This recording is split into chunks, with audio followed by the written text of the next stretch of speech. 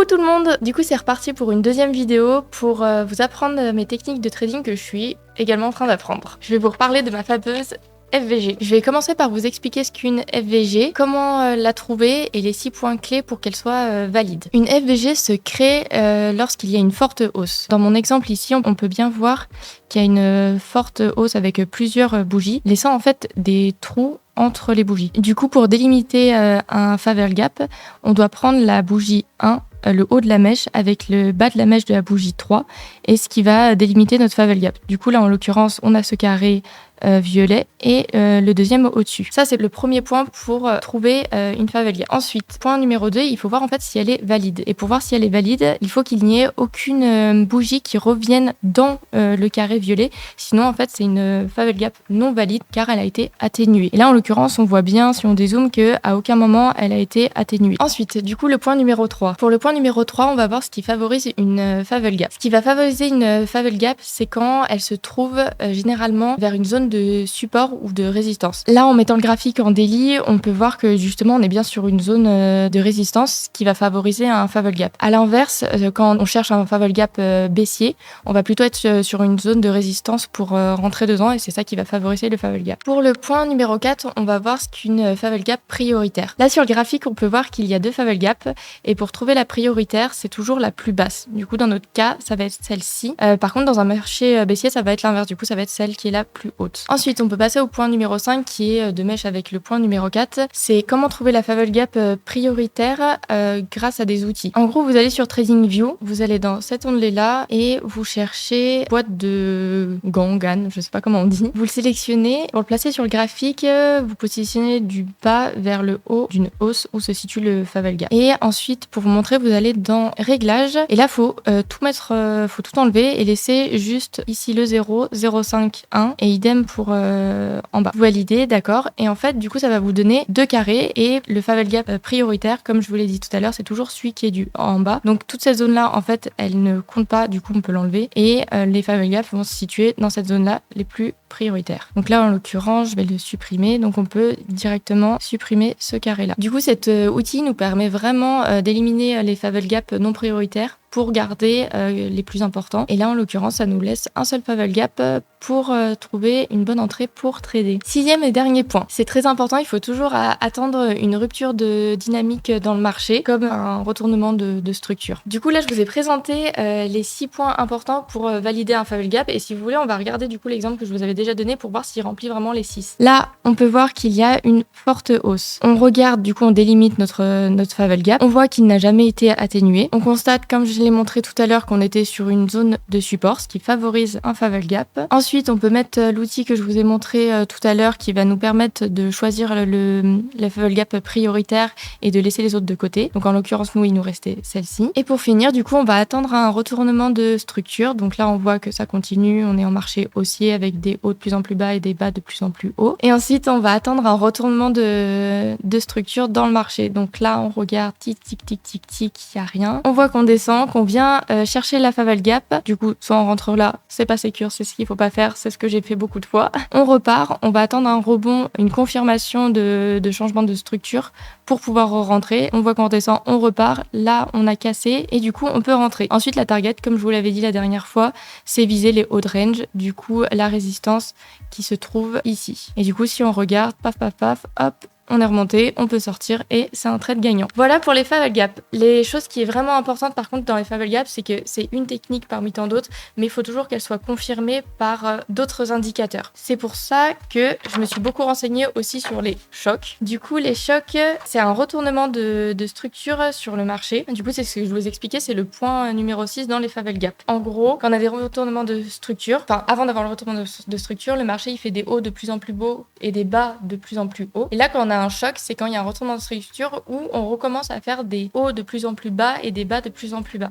Et en fait, c'est à ce moment-là que souvent après, quand on commence à faire ça, on revient tester le marché, chercher la favor gap et paf, on chute.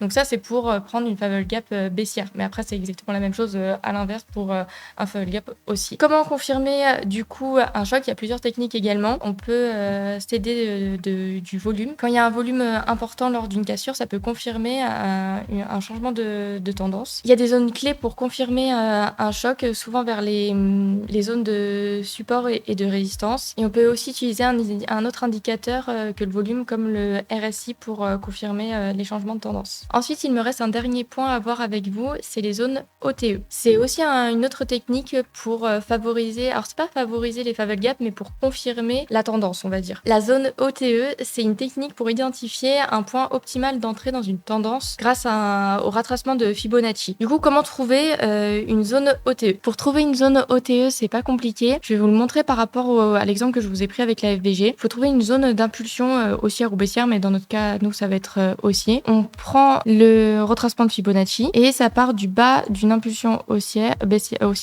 au haut. Il faut regarder le carré qui se situe entre les 0,618 et les 0,786 de Fibonacci. Je vais le tirer pour que ce soit plus pratique de voir la différence. Hop, on prend à peu près. Du coup, on peut supprimer notre Fibo. Et notre zone ETE se situe dans le carré jaune. Et ce qui tombe bien parce que c'est également dans notre FVG. Pour les zones OTE, c'est la même chose que les FVG. Il y a des confirmations à avoir. En règle générale, elles se trouvent dans des supports ou des résistances. Là, on est dans un support. Faut regarder les zones de liquidité. Moi, je trouve ça super intéressant. Je regarde tout le temps la map de liquidité pour voir où les gens se font liquider parce que c'est des bons points d'entrée. Et en règle générale, ça tombe sur les zones OTE. Et on a les mêmes indicateurs. On peut regarder le volume et le RSI pour nous confirmer. Et en fait, si on trouve des zones OTE, qu'on les confirme avec, par exemple, on trouve une FVG, on confirme avec une zone OTE qui se situe plus ou moins dans notre FVG, qu'on voit un retournement de structure avec un choc. Quand on mélange ces trois techniques-là, en règle générale, on ne peut pas trop se tromper sur ce qui va se passer. Le seul problème qu'on peut avoir, c'est que nous, on ne sache pas gérer nos émotions, qu'on rentre trop tôt sans avoir attente de confirmation ou quoi que ce soit, et que finalement, ça part dans le mauvais sens. Je pense que pour cette partie-là, j'ai réussi à peu près à vous expliquer, comme je le voulais, les favell gaps, les zones OTE et les chocs. Vous me direz en commentaire ce que vous en pensez, si c'était mieux ou moins bien que la deuxième. Je vais pas vous mentir, j'ai un peu plus galéré parce que j'ai encore plus stressé. Et maintenant, je voudrais vous montrer mon Twitter. Je voulais vous montrer un petit peu les plans que je prévois sur BTC et ETH. Pour BTC, j'ai trouvé deux zones de favell gap. Donc la première qui se situe entre les 95 et 96 et la deuxième entre les 93 et 94. Comme je vous l'ai dit avant, il faut toujours favoriser la prioritaire, donc ce serait plutôt celle-ci. Elle se situe pas dans la zone OTE, elle est un peu en dessous. Celle-ci, elle se situe dedans, mais moi je pense qu'il y a un monde où ça peut revenir jusqu'ici et pas juste s'arrêter là. Du coup, je favoriserai celle-ci. Je suis en train de surveiller le marché pour voir si ça continue à descendre, si on vient toucher ces zones-là ou celle-ci, et voir où en fait on a un choc, un retournement de structure. Si je vois qu'ici on descend ici, on valide et qu'on a un choc qui apparaît et qu'on repart, moi je rentrerai là. Si je vois que on descend, on valide, mais que on n'a pas de choc, rien, ça veut dire qu'on va certainement continuer à descendre et que ça risque de se passer du coup ici. Donc là, j'observe, j'attends et voir ce qui se passe. Ensuite, pour ETH, j'ai à peu près la même chose. J'ai trouvé une FVG qui se situe un peu en dessous des 2500 $. La zone ETE qui se trouve dedans. Du coup, je vais aviser en fonction de ce que fait le marché. Pour l'instant, mon plan, c'est ça. À voir si ça se passe ou non. J'aimerais bien. J'ai aussi analysé IO parce que je trouve qu'il y a un beau setup à prendre. Là, en gros, avant qu'il y ait la grosse chute, j'avais vu qu'il y avait un triangle de compression descendant. Et en règle générale, quand il y a un triangle comme ça, on reprend la valeur qui est ici, on la reprojecte là et ça va nous donner à peu près jusqu'où peut descendre la crypto. Ensuite, dans mon deuxième screen, qui est pas très propre, je vous montre ce que je prévois dessus. J'ai trouvé une FVG, la zone ETE, et là, on voit bien vraiment qu'on fait des bas de plus en plus bas, des hauts de plus en plus bas. J'attends de voir si on vient bien dans la zone OTE et combler la FVG avec un choc avant de pouvoir rentrer en trade et que ça remonte. Bon, du coup, je vous ai fait un tweet sur sur ma première vidéo. J'étais toute excitée. Et pour finir, je voulais vraiment tous vous remercier. Comme je l'ai écrit, 2 jours seulement et déjà un énorme soutien de votre part. Vos retours et vos engagements me motivent à fond pour la suite. Ce n'est que le début et ça promet. Vraiment, ça fait vraiment très plaisir parce que du coup, j'ai eu plein de commentaires, plein de retours. C'était super positif. J'étais très stressée et c'est vrai que ça fait vraiment plaisir et surtout, c'est fou comme ça booste. Vraiment, je pense que Mathéo, il a vraiment raison. C'est de se lancer. Ça donne envie de faire les choses bien et surtout, ça donne une motivation, une grosse motivation à avancer et je trouve que c'est vraiment cool et c'est plein de vagues de bonheur en fait de votre part avec tous vos messages. Du coup, ça fait vraiment plaisir. Et je voulais aussi, du coup, évidemment, remercier Mathéo de m'avoir autant aidé, poussé à faire tout ça. Alan pour ses vidéos. Je suis toutes ses vidéos. J'adore regarder ses vidéos. Je les trouve très intéressantes en termes de macro, de tout en fait.